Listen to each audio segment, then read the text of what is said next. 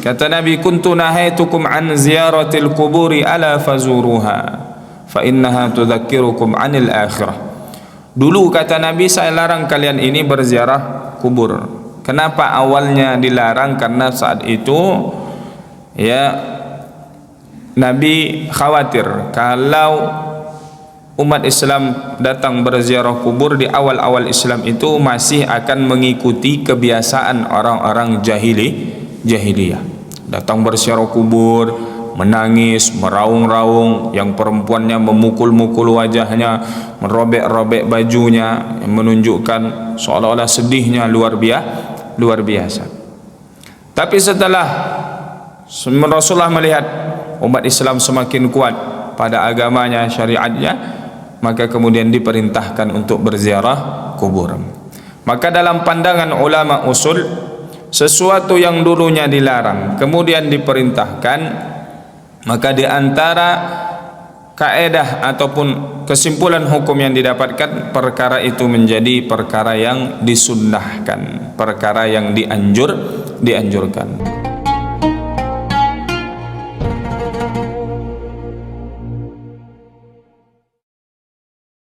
أعوذ بالله السميع العليم من الشيطان الرجيم بسم الله الرحمن الرحيم السلام عليكم ورحمة الله وبركاته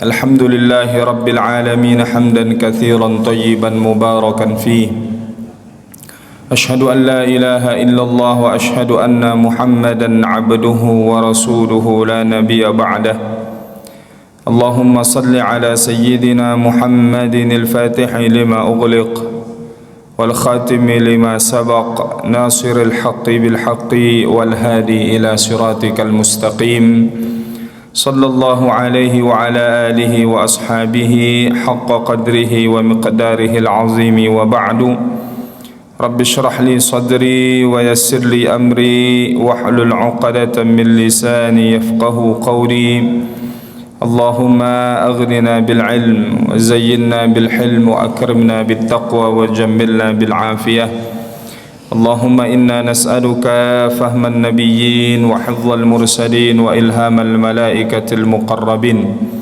اللهم إنا نعوذ بك من علم لا ينفع ومن قلب لا يخشع ومن دعاء لا يسمع ومن عمل لا يرفع رضينا بالله ربا وبالإسلام دينا وبمحمد نبيا ورسولا أصبحنا على فطرة الإسلام وكلمة الإخلاص وعلى دين نبينا محمد صلى الله عليه وسلم رضينا بالله ربا وبالإسلام دينا وبمحمد نبيا ورسولا. Ma'asyiral muslimin, Bapak dan Ibu sidang jamaah salat fardu subuh jamaah Masjid Al-Munawwarah yang insyaallah sama-sama dimuliakan oleh Allah Subhanahu wa taala. Yang kami hormati para orang tua kami, cerdik pandai, tokoh masyarakat, pengurus masjid, imam masjid kita dan seluruh jamaah yang hadir, yang besar tak dihimbau gelar, yang kecil tak disebut nama. Mudah-mudahan kita senantiasa berada dalam inayah pertolongan Allah Subhanahu wa ta'ala. Amin ya rabbal alamin. Alhamdulillah, di subuh hari ini kembali kita bersyukur kepada Allah yang masih memberi kita berbagai macam nikmat, di antaranya subuh hari ini dipilihnya kita menjadi hamba Allah Subhanahu wa ta'ala, menjadi tamu-tamu di rumah Allah Subhanahu wa ta'ala, yang mudah-mudahan subuh hari ini kita termasuk di antara yang disebutkan oleh Nabi sallallahu alaihi wasallam, man shalla as-subha fi jama'atin faka'annama qama al-laila kullah. Siapa yang salat subuh secara berjamaah, seolah-olah dia salat sepanjang malamnya, walaupun tadi malam kita tidur. Yang tentunya gabungan antara salat Isya berjamaah dan salat subuh berjamaah. Salat Isya berjamaah seolah-olah separuh malam dia salat sunnah, kemudian digabung dengan subuh berjamaah seolah-olah salat sepanjang malam. Bersalawat kita kepada baginda Nabi Muhammad sallallahu alaihi wasallam, Nabi yang agung, Nabi yang mulia, yang sama-sama kita harapkan syafaatnya di akhirat nanti dengan melafazkan Allahumma salli ala sayyidina Muhammad wa ala ali sayyidina Muhammad, assalamu alayka ya Rasulullah. Bapak Ibu yang dimuliakan Allah Subhanahu wa taala, tidak terasa kurang lebih 15 atau 14 hari ke depan kita akan bertemu dengan bulan yang sudah lama kita nantikan, yang sejak bulan Rajab kita sudah berdoa, Allahumma barik lana fi Rajab wa Sya'ban wa ballighna Ramadan. Ya Allah, berkahi di bulan Rajab, berkahi pula di bulan Sya'ban, dan pertemukan dengan bulan suci Ramadan. Maka mudah-mudahan semakin dekatnya dengan Ramadan, kita pun semakin mempersiapkan diri untuk menghadapi bulan yang mulia, Syahrul Quran, bulannya Al-Quran, Syahrul Maghfirah, bulannya mendapatkan ampunan dari Allah Subhanahu wa ta'ala. Bapak Ibu yang dimuliakan Allah Subhanahu wa ta'ala, melanjutkan kajian kita, pembahasan pada kitab Tanbihul Ghafilin, peringatan bagi orang-orang yang lalai. Dan kita semua ini termasuk orang yang lalai, masih banyak menyepelekan ibadah-ibadah ataupun menyibukkan diri dengan hal-hal yang tidak berguna atau dengan hal-hal yang sia-sia. Kitab yang ditulis oleh Al-Imam Abu Laith As-Samarkandi rahimahullahu ta'ala. Di pertemuan sebelumnya, kalau tidak salah kita membahas tentang bagaimana dahsyatnya kematian. Maka subuh hari ini pembahasan lanjutannya babu adzabil qabri wa syiddatuh, tentang siksa kubur dan dahsyatnya siksa kubur tersebut. Yakin Bapak Ibu semua ada siksa kubur nih? Nah, kalau tak yakin boleh nanti masuk ke dalam kubur ya. Adzabul qabri haqqun, siksa kubur ini nyata. Suatu ketika Sayyidah Aisyah didatangi oleh seorang Yahudiyah, perempuan Yahudi, lalu meminta makanan, maka diberikan oleh Sayyidah Aisyah radhiyallahu anha wa arda. Lalu perempuan tadi mendoakannya, semoga engkau diselamatkan dari siksa kubur. Setelah itu datang Nabi sallallahu alaihi wasallam, lalu Rasulullah mengatakan, iya benar, siksa kubur itu nyata adanya. Dan syariat yang dibawa oleh para nabi dan rasul sebelum Rasulullah sallallahu alaihi wasallam, di antara poin penting yang ada dalam Taurat, dalam Injil ataupun dalam syariat-syariat nabi terdahulu, di antaranya mesti ada menceritakan tentang akhirat, menceritakan tentang surga, menceritakan tentang neraka. Karena itu diantara bagian penting agar manusia hidupnya tidak hanya sebatas dunia saja, tapi mempersiapkan untuk kehidupan akhiratnya.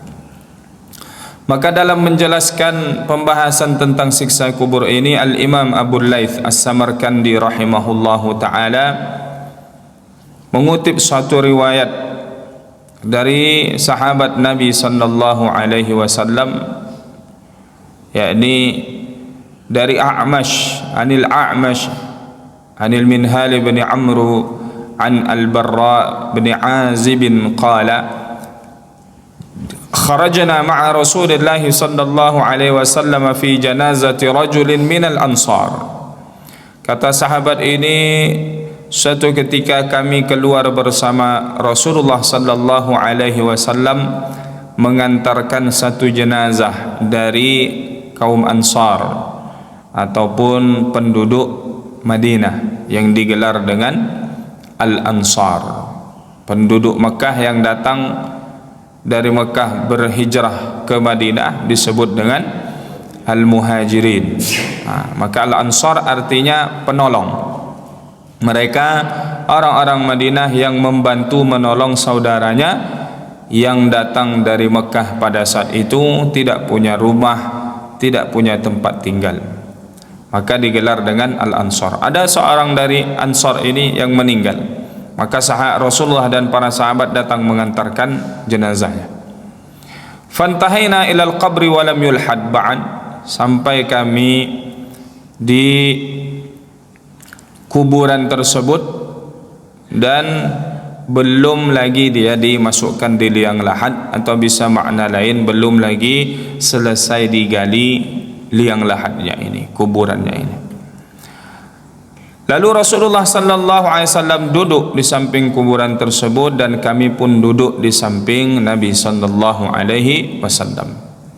Faka'anna ala ru'usina at-tayr, seolah-olah di atas kepala kami ini ada burung, maknanya diam, hening. Jadi begitulah di antara adabnya. Kalau datang ke kuburan itu bukan untuk gerasa gerusu atau sibuk yang ngobrol sana sini, ketawa-ketawa. Karena untuk datang ke kuburan itu tujuannya mengingatkan kita untuk akhirat. Kata Nabi, kuntu nahaitukum an ziyaratil kuburi ala fazuruha fa innaha tudzakirukum anil akhirah. Dulu kata Nabi, saya larang kalian ini berziarah kubur.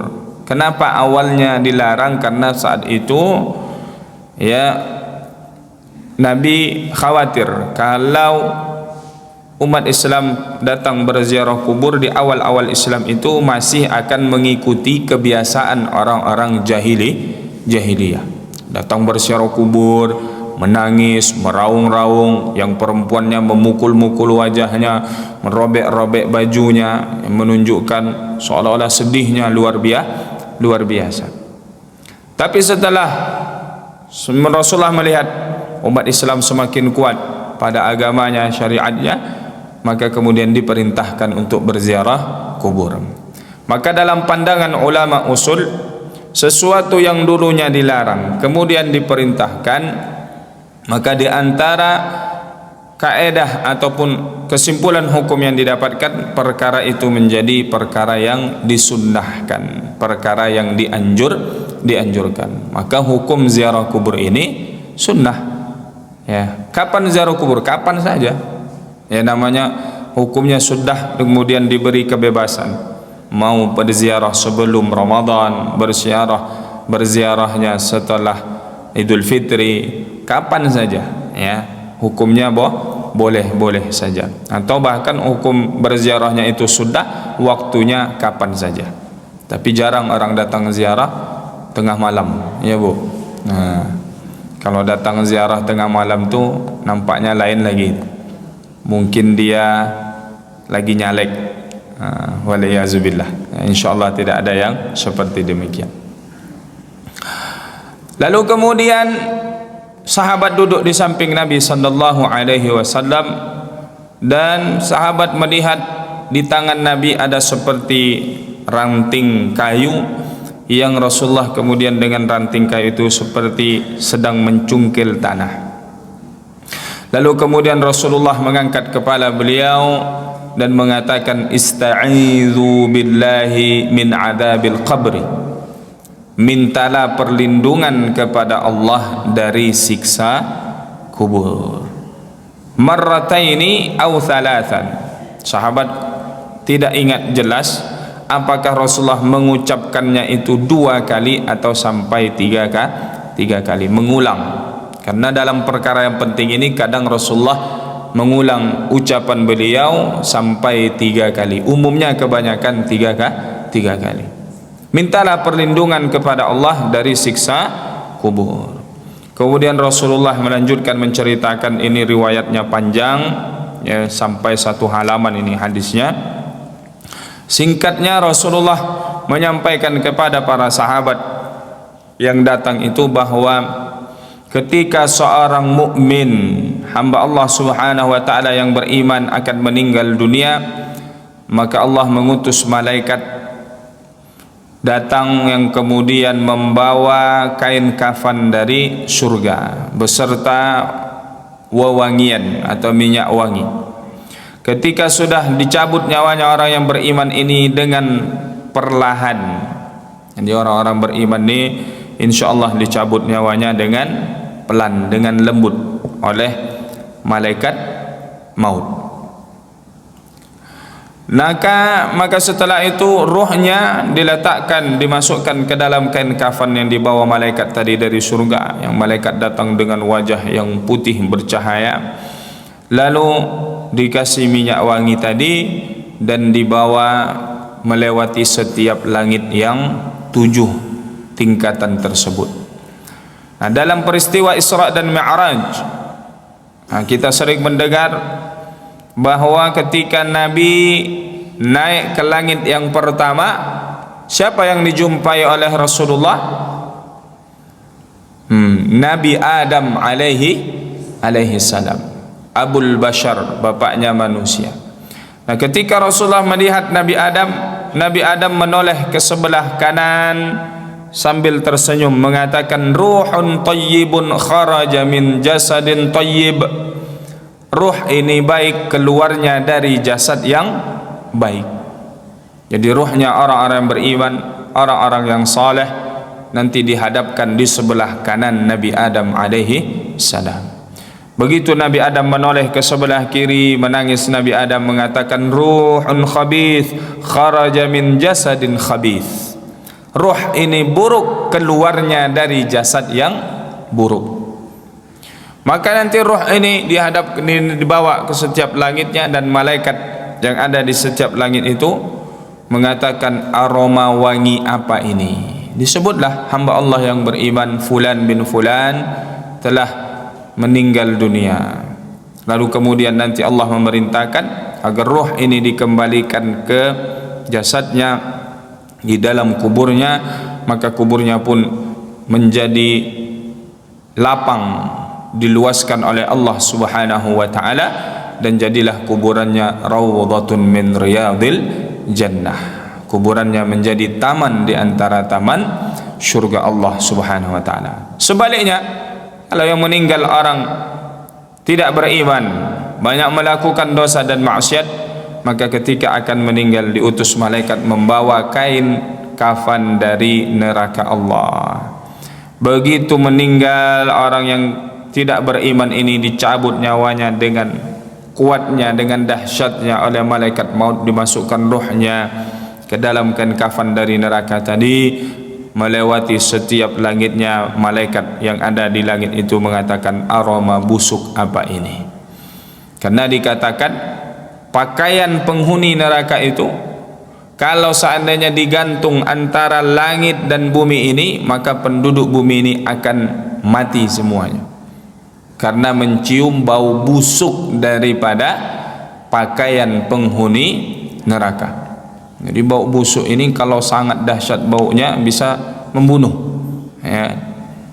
Kita mencium bau yang busuk kadang bisa bikin sampai pusing, sakit kepala.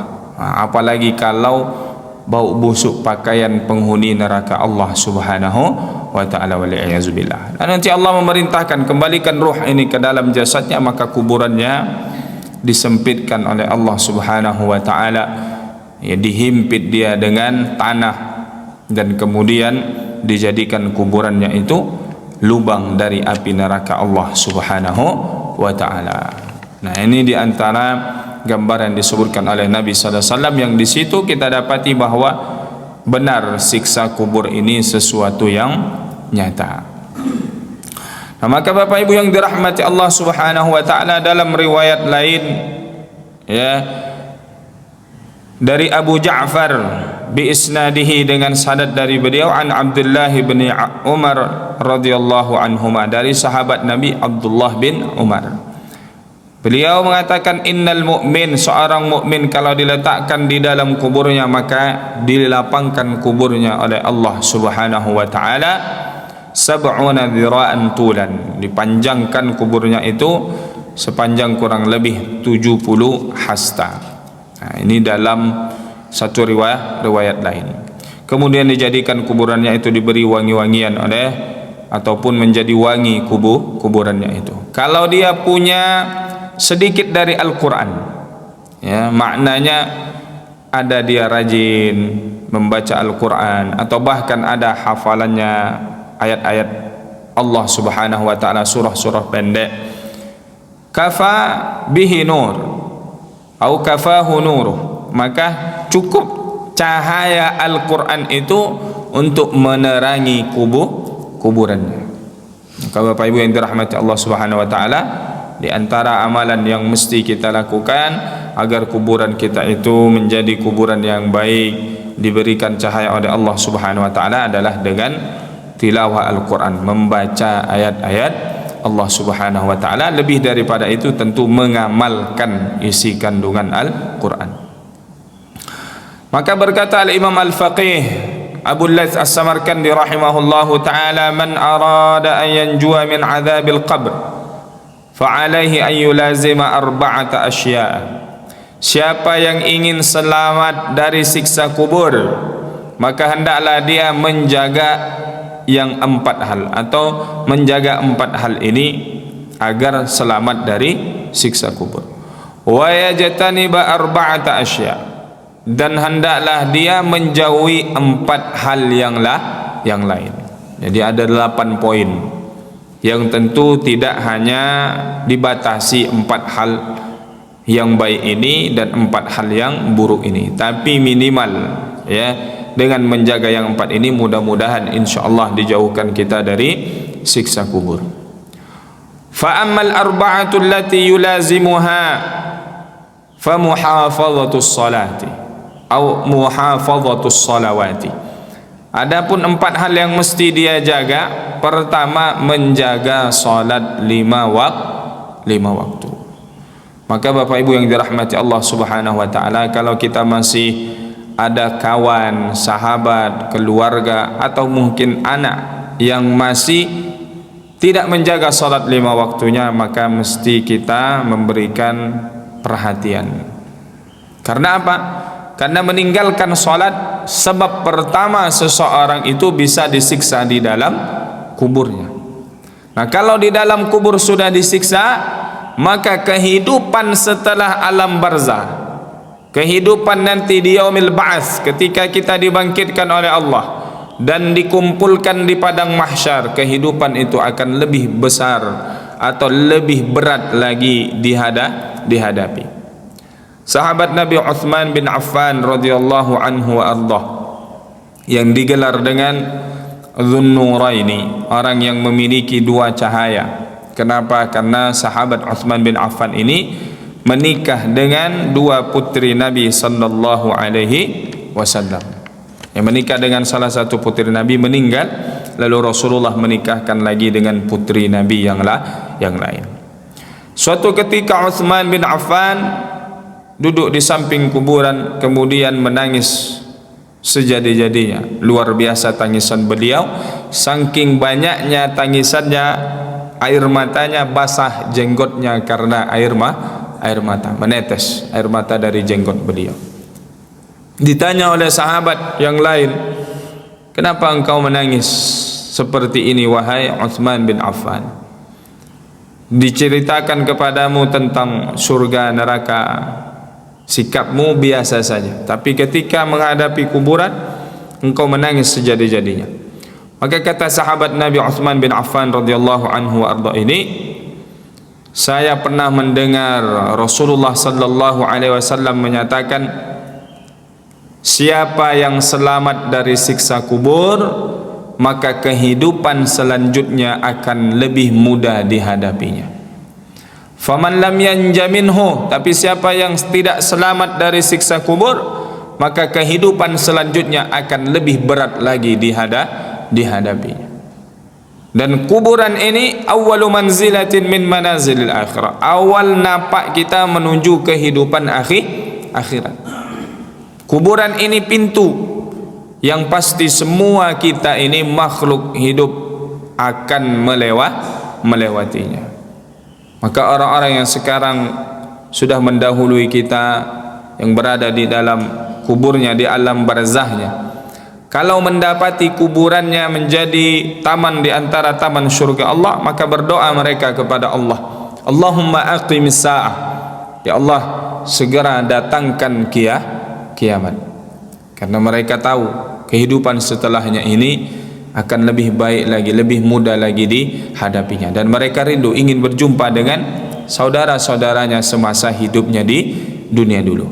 Tapi orang yang disiksa di dalam kuburnya berdoa kepada Allah, Allahumma la tuqimis sa'ah, ya Allah jangan datangkan kiamat. Karena tahu pasti kehidupan selanjutnya akan lebih berat lagi dihadapinya. Diceritakan dalam suatu riwayat, disebutkan bahwa seorang di dalam kuburnya dipecahkan kepalanya dengan batu yang besar. Menggelinding batu yang besar tadi, diambil lagi batu itu oleh malaikat. Kepala yang hancur tadi dikembalikan utuh lagi oleh Allah Subhanahu wa taala. Dihentakkan lagi batu yang besar tadi, hancur pecah lagi kepala tadi. Begitu terus berulang-ulang. Siapa orang yang demikian itu? Dialah orang yang tidak melaksanakan salat lima waktunya. Kenapa kepala yang dipecahkan oleh Allah? Karena kepala itu yang berat, dia pisahkan dari tempat tidurnya. As-salatu khairum minan naum, salat lebih baik daripada tidur. Dia pilih tidur daripada salat. Padahal bangun tidak lama, 2 rakaat subuh, paling 15 menit 20 menit untuk menghadap Allah Subhanahu wa taala. Kepala yang berat dia pisahkan dari tempat tidurnya, dari kasurnya yang empuk, bantalnya yang nyaman. Dia lupa bahwa yang memberikan nikmat itu adalah Allah Subhanahu wa taala. Dan kemudian kepala ini bagian yang penting dalam tubuh kita. Ada orang hidup tidak ada kakinya, tidak ada tangannya, tapi masih bisa hidup. Bahkan ada yang tidak punya 2 kaki, tapi dia menginspirasi orang lain. Tapi tak pernah kita jumpa orang hidup tanpa kepala. Kalau ibu-ibu nampak orang tak ada kepala berjalan, lari, bukan manusia tu. Ya. Maka ini di antara gambaran siksa orang yang melalaikan, meninggalkan solatnya. Nah, kalau di dalam kubur sudah disiksa, mesti di akhirat akan lebih berat lagi siksaan yang didapatkan. Maka solat ini perkara yang penting, ya, menjadi ukuran, takaran bagaimana ibadah-ibadah kita yang lain. Kalau solat sudah istiqamah, insyaallah ya dilaksanakan 5 waktu, dinaikkan levelnya, dinaikkan kualitasnya, berusaha agar solat kita lebih khusyuk, berusaha agar kemudian kita yang laki-laki solatnya dilaksanakan dengan berjamaah.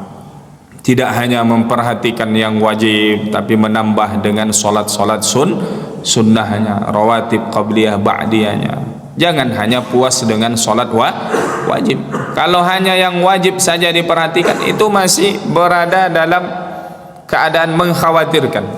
Kenapa? Karena yang wajib mungkin ada yang kurang, ada yang tidak sempurna, ya. Maka dengan yang sunnah itulah menjadi penyempurna bagi yang wajib tadi. Nanti di akhirat pertama kali dihitung, dihisab adalah solat kita.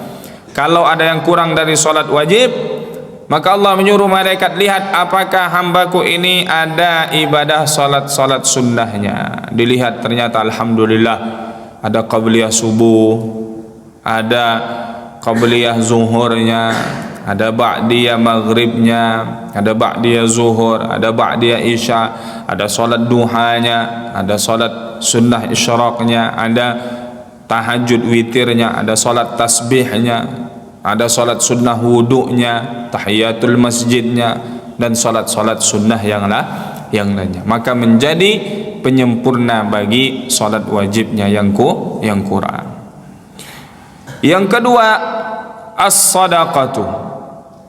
Jadi yang bisa juga menyelamatkan kita di dalam kubur, di antara amalannya adalah bersedekah. Salat ini hubungan kita dengan Allah. Sedekah ini hubungan kita dengan sesama. Maka dalam Al-Quran banyak kita jumpai wa aqimus salata wa atuz zakah. Dirikan salat dan bayar zakat. Ini masuk jenis daripada sedekah. Zakat itu terkadang disebutkan dengan sedekah, terkadang memakai kata zakat. Intinya harta yang kita miliki, kalau sudah sampai nisabnya, sudah sampai haulnya, atau maknanya dia sudah wajib zakat, maka mesti dikeluarkan dari harta kita tersebut yang sudah wajib zakatnya. Kalau tidak, maka juga akan dikenai hukuman oleh Allah Subhanahu wa ta'ala. Gambarannya di akhirat, kalau di akhirat sudah ada gambarannya, maka besar kemungkinan di dalam kubur dia sudah juga mendapatkan siksa. Harta yang dia simpan, yang tidak dikeluarkan haknya Allah Subhanahu wa ta'ala dari hartanya, kelak di akhirat berubah menjadi tembaga besi yang panas, lalu disetrikakan di punggungnya, dikatakan kepadanya, hadza ma kanaztum li anfusikum, ini dulu harta yang kau simpan untuk dirimu sendiri. Ada haknya Allah, ada haknya anak yatim, fakir miskin, tapi tidak engkau berikan. Maka di akhirat berubah menjadi siksa. Yang sebagaimana di dunia mungkin menjadi kebanggaan dia, punya banyak harta, disebut-sebut sebagai orang yang kaya raya, tetapi di akhirat justru menjadi siksaan baginya. Nah, bukan hanya yang punya kewajiban zakat saja. Nah, kita kalau sudah ada berlebih, maka diupayakan kita berinfak, bersedekah. Jangan lihat nilainya 2.000, 5.000, tapi bagaimana keikhlasannya kepada Allah Subhanahu wa ta'ala. Kadang mungkin nominalnya kecil, kalau ikhlas maka besar pahalanya di sisi Allah Subhanahu wa ta'ala. Sebaliknya, nampaknya berjuta-juta, puluhan juta, tapi kalau tidak ikhlas, haba'an manthura, tidak ada bekas, seolah-olah tidak berinfak sedikit pun. Bahkan nanti di akhirat, di antara gambaran disebutkan orang minta dikembalikan ke dunia, la as-saddaqanna wa akum minas salihin. Ya Allah, akhirkanlah hayat kematian ini, kembalikan ke dunia ya Allah, niscaya aku akan bersedekah, aku akan menjadi hambamu yang saleh. Dan sedekah ini dijamin oleh Rasulullah, mana qasamalu abdin bis sadaqah, tidak akan berkurang harta seseorang dengan dia banyak bersedekah. Tak pernah kita jumpai ada orang yang rajin sedekah hidupnya miskin. Yang ada adalah orang yang rajin bersedekah, hidupnya selalu diberi kelapangan oleh Allah Subhanahu wa ta'ala. Mungkin dia tidak kaya raya, tetapi hartanya berkah, ada saja kebutuhannya selalu dipenuhi oleh Allah Subhanahu wa ta'ala. Tapi dia tidak punya banyak rekening di dunia, tapi rekeningnya di akhirat tidak terhitung nominalnya, begitu banyak di sisi Allah Subhanahu wa ta'ala. Karena sedekah ini langsung disebutkan balasannya di dalam Al-Quran. Mathalul ladzina yunfiquna amwalahum fi sabilillah kamathali habbah ambatat sab'a sanabila fi kulli sumbulatin mi'atu habbah. Satu sedekah seperti satu benih yang tumbuh 7 bulir, 7 cabang, setiap cabangnya ada 100. Maka satu sedekah dibalas 700. Itu kalau normal. Kalau tidak normal maknanya adhaf, dilipat gandakan oleh Allah Subhanahu wa ta'ala. Kemudian yang selanjutnya, yang ketiga, qiraatul Quran, banyak membaca Al-Quran. Ini tidak lama lagi masuk di bulan suci Ramadan, Ramadan syahrul Quran. Dan jangan hanya baca Quran di bulan Ramadan. Tapi kalau di bulan Ramadan saja tidak bisa membaca Al-Quran lebih banyak dari bulan-bulan yang lain, maka itu menjadi gambaran di luar Ramadan pasti dia lebih sedikit lagi membaca Al-Quran. Tapi kalau Ramadan sudah ada, alhamdulillah. Kapan terakhir khatam Quran? Alhamdulillah Ustaz, Ramadan kemarin. Ini sudah berapa bulan lewat Ramadan, belum khatam lagi. InsyaAllah Ramadan khatam lagi Ustaz. Yang penting ada kita membaca Al-Quran. Membaca Al-Quran ini mendatangkan banyak kebaikan. Banyak sekali riwayat-riwayat yang menceritakan keutamaan membaca Al-Quran ini. Dalam hitungan menit kita bisa mengumpulkan ribuan pahala. Karena apa? Karena satu ayat itu dibalas 10. 1 menit berapa ayat yang bisa kita baca? Mungkin awal-awalnya kita terbata-bata, tidak lancar. Jadi untuk lancar baca Quran ini bukan hanya belajar tajwid, makharijul huruf, tapi lebih kepada bagaimana kita sering mengulang-ulang membaca Al-Quran. Kita kuasai ilmu tajwid itu. Ditanya apa hukumnya ini, berapa huruf ikhfa, berapa huruf izhar, hafal semuanya. Tapi tak pernah dipraktekkan, sama saja bohong. Yang penting itu, yang utama itu adalah membacanya, mau mempraktekkannya. Maka kata Nabi, siapa yang membaca Al-Quran dan dia terbata-bata, sudah berusaha tapi masih susah, maka dia dapat pahala dua. Pahala dari membaca Al-Quran dan pahala karena dia terbata-bata walaupun sudah berusaha. Inna a'tayna, karena walaupun padahal sudah berusaha, tapi begitulah. Atau dia sudah berusaha menempatkan makharijun huruf pada tempatnya, tapi karena dulu waktu muda belum sempat belajar membaca Al-Quran, sekarang lidah sudah lidah orang tua, disuruh bilang sya, dibilang juga sa, susah membedakan mana za, mana za, mana tha. Tidak mengapa, yang penting sudah berusaha. Bagaimana yang kemampuannya diberikan, baca sesuai dengan kemampuan yang dimiliki, insyaallah juga mendapatkan pahala di sisi Allah Subhanahu wa taala. Jangan karena tak lancar Ustaz, akhirnya kemudian ditinggalkan, tidak mau membaca Al-Quran. Kemudian kathratut tasbih, memperbanyak bertasbih, maknanya memperbanyak zikir. Disebut sebahagian daripada zikir itu adalah tasbih, tapi maknanya banyak zikir. Orang yang banyak berzikir adalah teman duduknya Allah. Dimanapun berada, yang diingat selalu Allah Subhanahu wa ta'ala. Kalau ingat Allah, pasti ingat ancaman Allah neraka. Ingat Allah, pasti ingat janji Allah surga yang kenikmatan di dalamnya tidak ada sebanding dengan kenikmatan yang ada di dunia. Perbanyak zikir, apapun zikir yang kita ketahui, yang kita hafal, ulang-ulang, terutama zikir setelah salat.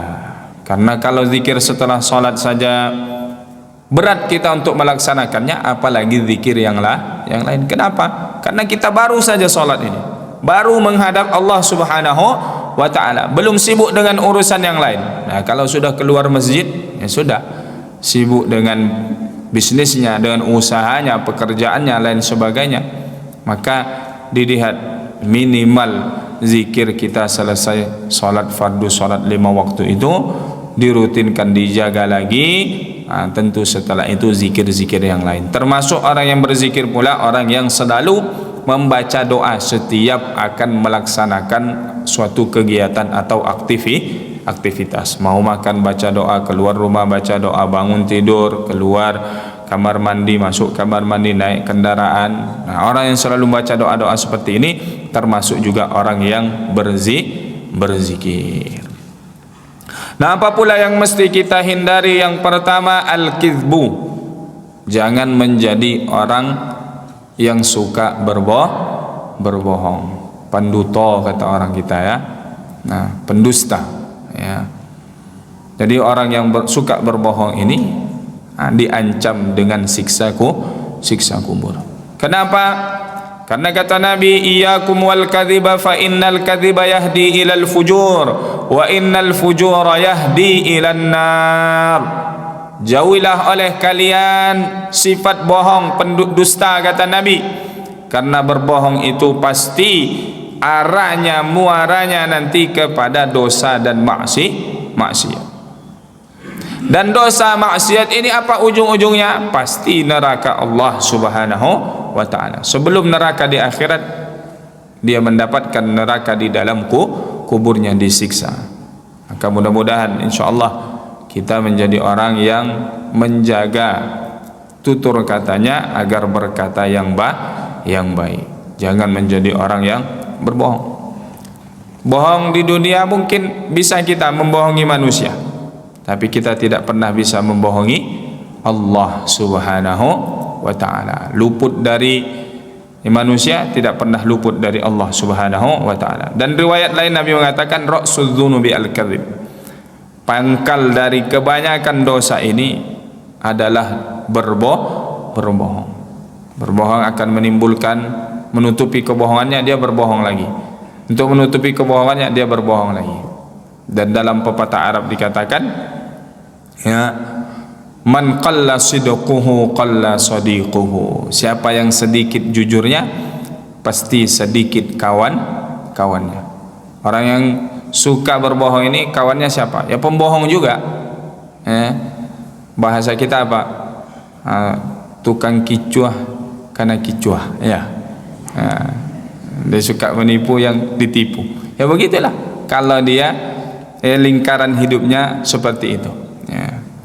Maka mudah-mudahan insyaallah kita dijauhkan dari sifat pendusta. Wal khiyanah, kemudian berkhianat.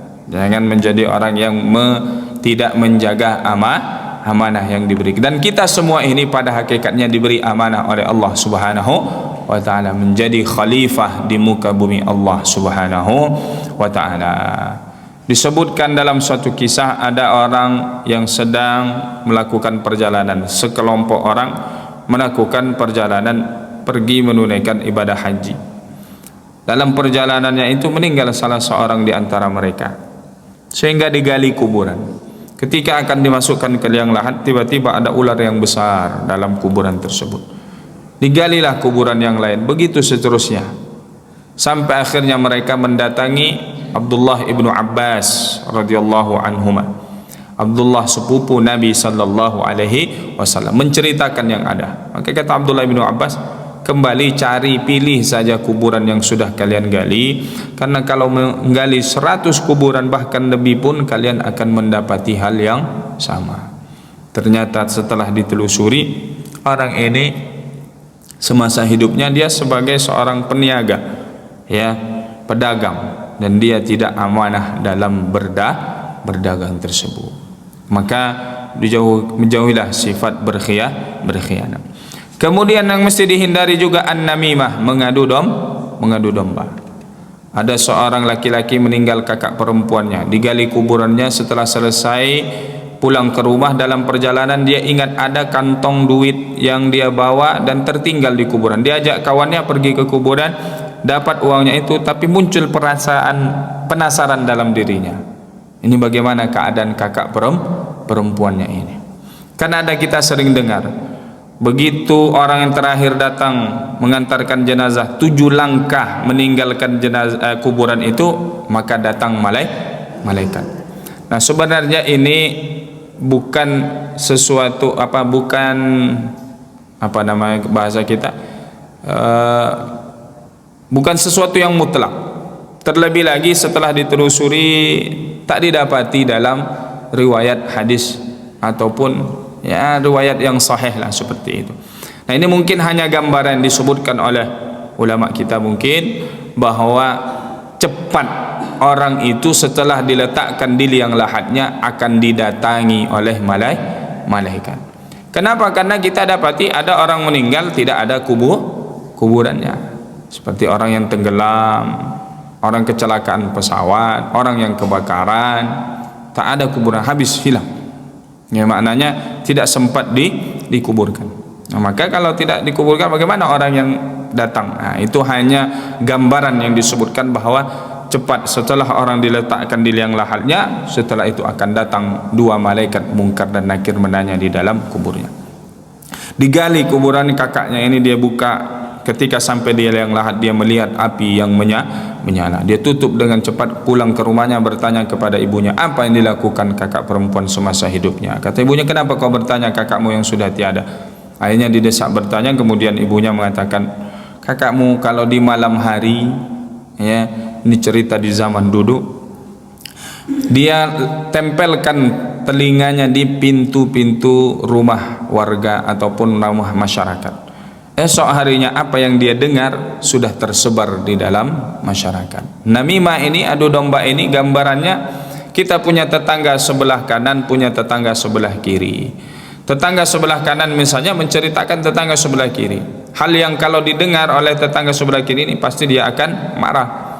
Kita sampaikan apa yang diceritakan tetangga sebelah kanan ini ke sebelah kiri. Akhirnya dua tetangga ini bertikai, berkelahi. Kita penyebabnya, maka kita sudah termasuk orang yang melakukan mengadu domba. Yang terakhir, al-baul, air kencing. Di air kencing ini bisa menjadi sebab orang disiksa di dalam kuburnya. Nabi melewati kuburan mengatakan dua orang di dalam kubur sedang disiksa. Yang satu disiksa karena adu domba, yang satu disiksa karena tidak bersih dari air kencingnya.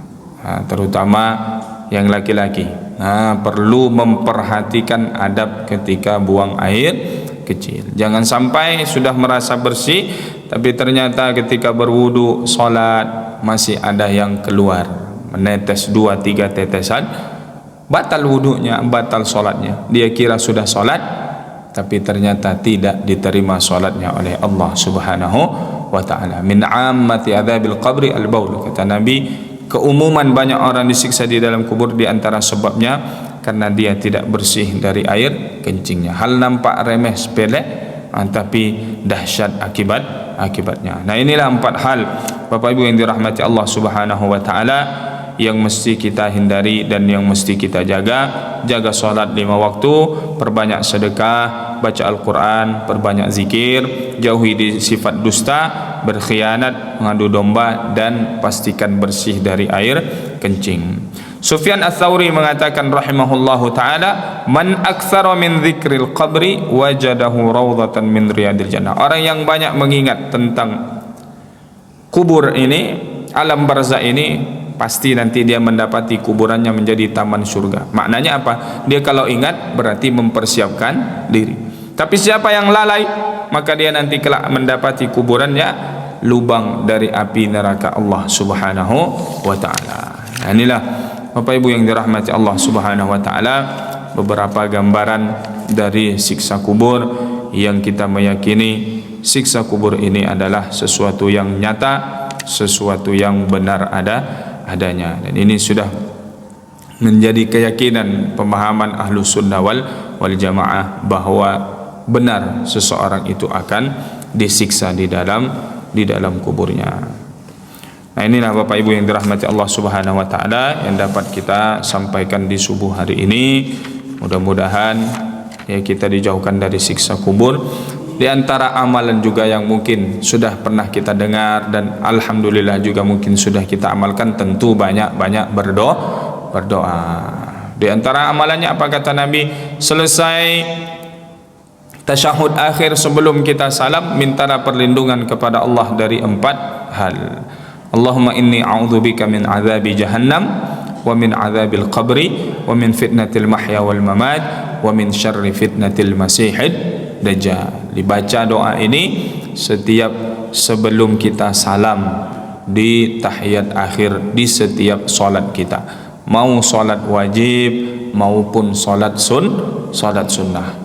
Allahumma inni a'udzubika min azabi jahannam, ya Allah aku berlindung kepadamu dari siksa neraka jahannam, wa min azabil qabri, dari siksa kubur, wa min fitnatil mahya wal mamat, fitnah kehidupan dan setelah kematian, wa min syarri fitnatil masihid dajjal, dan dari fitnah dajjal. Mudah-mudahan dengan kita berdoa demikian insyaallah dijauhkan dari Allah, jauhkan oleh Allah Subhanahu wa taala dari siksa kubur.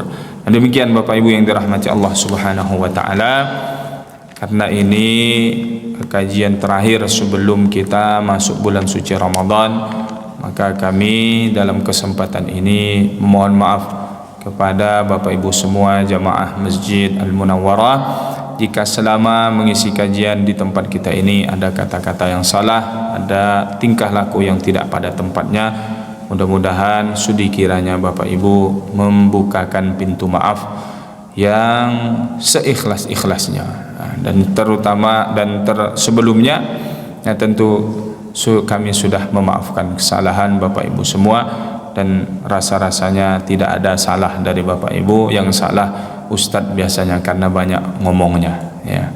Nah, mudah-mudahan diberkahi umur kita sampai kita di bulan suci Ramadan, lewat pula Ramadan ini, jumpa Ramadan tahun mendatang lagi insyaallah taala. Sebelum kita tutup, mungkin ada pertanyaan dari jamaah, kami persilahkan. Ya, silakan.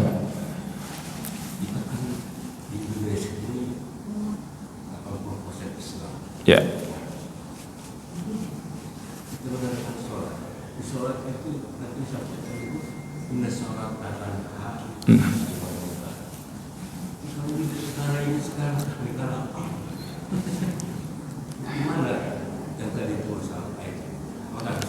Baik. Jadi Bapak kita bertanya tentang kita ini Indonesia alhamdulillah mayoritas muslim, dan kalau kita keluar negeri terutama ke negara-negara Arab, pengalaman waktu kuliah di Mesir, ditanya dari mana Indonesia, pasti dikasih jempol. Ahsanun nas, manusia paling baik katanya. Kenapa? Oh, kalian negara muslim terbesar. Karena kita ini negara terbesar keempat. Nah, dan 3 negara yang di atas kita ini mayoritasnya non muslim ya. Cina, Amerika, India ya kan. Nah, kita Indonesia terbesar dan kita mayoritasnya muslim. Nah, tapi kenapa nampaknya ya keadaan kehidupan di negara kita ini tidak mencerminkan hal yang demikian? Padahal hakikat dari salat itu innas salata tanha 'anil fahsya'i wal munkar. Salat itu seharusnya mencegah dari perbuatan keji dan mungkar. Tapi nampaknya negara kita ini belum lagi mendapatkan yang semestinya demikian. Ya begitulah. Bisa terjadi beberapa faktor. Di antaranya salatnya belum maksimal. Maknanya belum sesuai dengan yang diinginkan, sehingga tidak sesuai dengan tujuannya. Istilah orang-orang yang duduk kedai kopi kan STMJ. Apa tuh Ustaz? Salat tetap, maksiat jalan terus ya. Jadi salat dia tapi maksiatnya masih jalan. Kenapa? Berarti salatnya belum menjadi penghalang dia dari berbuat maksiat. Nah, tapi kita tidak berputus asa, insyaallah, mudah-mudahan ya ada sekelompok orang, ada orang-orang yang terus menginginkan kebaikan ya, sehingga negara kita ini menjadi lebih baik. Jadi jangan mengharap semua ini menjadi orang baik, tapi ada sekelompok orang, sebahagian orang yang mereka istiqomah. Begitulah ya perjalanan sejarah bagaimana Islam ini meraih kemenangannya, bukan karena jumlahnya yang banyak, tapi karena kualitas pribadinya. Nah, maka mudah-mudahan kita yang bisa istiqomah ini nanti memberikan dampak kepada yang lain. Insyaallah selagi ada orang-orang yang baik, ada orang-orang yang istiqomah menjaga agama Allah Subhanahu wa taala, kita tidak berputus asa. Mudah-mudahan negara kita cepat atau lambat insyaallah akan menjadi negara yang baik, baldatun thayyibatun wa rabbun ghafur insyaallah taala. Baik, ada pertanyaan lain? Kalau tidak ada, kita cukupkan sampai di sini. Ya, silakan Bu.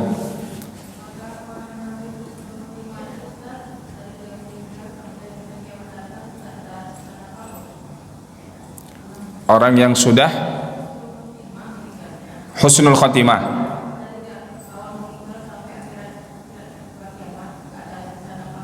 ya insyaallah orang yang wafat dalam keadaan husnul khatimah, insyaallah kuburnya menjadi taman di antara taman surga Allah Subhanahu wa taala. Dalam suatu riwayat dikatakan siapa yang meninggal di hari Jumat atau di malam Jumat maka dia akan terbebas dari siksa kubur. Itu alamatun min alamati husnul khatimah, tanda seseorang itu wafat dalam keadaan yang baik. Bisa wafat di waktu yang baik, atau wafat di tempat yang baik, atau wafat ketika dia sedang melakukan sesuatu yang baik. Maka mudah-mudahan kita semua yang seperti yang kita harapkan, wafat dalam keadaan husnul khatimah. Bagaimana meraih wafat husnul khatimah? Ya, bagaimana kita hidup seperti itu kita akan diwafatkan. Tak ada orang yang sehari-hari kerjanya melakukan dosa dan maksiat maka kemudian wafat dalam keadaan husnul khatimah. Kalau ada, jarang. Maknanya tidak menutup kemungkinan, karena Allah memberi kebaikan kepada siapapun. Tapi umumnya kaedahnya seperti apa kita hidup, seperti itu kita diwafatkan. Seperti apa kita wafat, seperti itu kita dibangkitkan. Baik, demikian Bapak Ibu yang dirahmati Allah Subhanahu wa taala, kajian kita di subuh hari ini. Mohon maaf atas segala kekurangan dan kekhilafan. Wal afu minkum. Allahumma ja'alna minal ladzina yastami'una al-qawla fayattabi'una ahsana. Jadikanlah kami orang-orang yang mendengarkan nasihat yang baik dan mengikutinya dengan amal terbaik pula. Allahumma inna nas'alukal jannah, karunia kami surgamu ya Allah, wa na'udzubika min sakhatika wan nar. Kami berlindung kepadamu dari siksa dan murkamu, api nerakamu ya akramal akramin. Allahumma inna nas'aluka husnal khatimah wa na'udzubika min su'il khatimah. Allahumma inna na'udzubika min 'adzabi jahannam wa min 'adzabil qabr wa min fitnatil mahya wal mamat wa min syarri fitnatil masiihid dajjal. Rabbana atina fid dunya hasanah wa fil akhirati hasanah wa qina 'adzabannar. Wa sallallahu ala sayidina Muhammad wa ala alihi wa sahbihi ajmain walhamdulillahi rabbil alamin. Wassalamu alaikum warahmatullahi wabarakatuh.